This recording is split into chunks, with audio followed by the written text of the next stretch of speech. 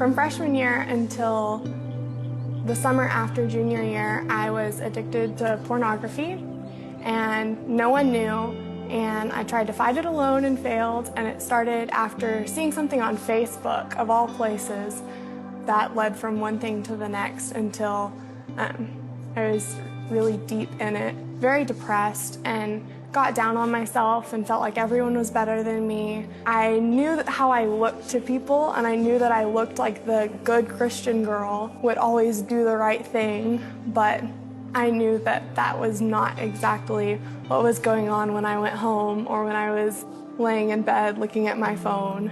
I would find comfort in looking at things that gave me pleasure.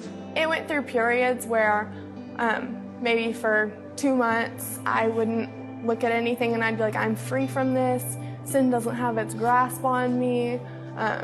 But once something would go bad, I'd fall back into it and it'd be a nightly thing. No one knew what was going on and no one knew how dirty I felt inside.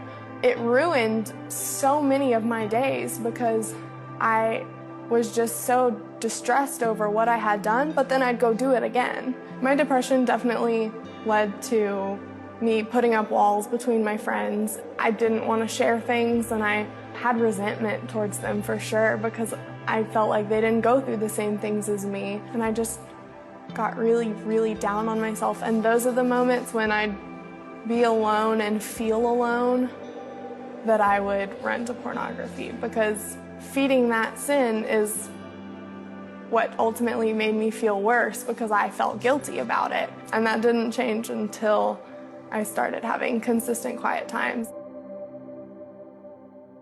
Well, we have a mentor program at my church, and I told my mentor first, and she received me with such love. She took a moment and then was just like, I am so glad you told me, and I don't think any less of you, and I love you, and Christ loves you, and you don't have to feel guilty about that. And that just came with so much relief. I went from such a large amount of fear and large amount of guilt, large amount of shame, to like complete freedom from that. After that same night, I went and told my best friend, and she responded the same way. She said that she didn't look at me any different. That came with such healing. Like, I felt a new freedom that I had never felt before. It's like shame and this guilt does not have its hold on me. Like, I can tell people and it's all right.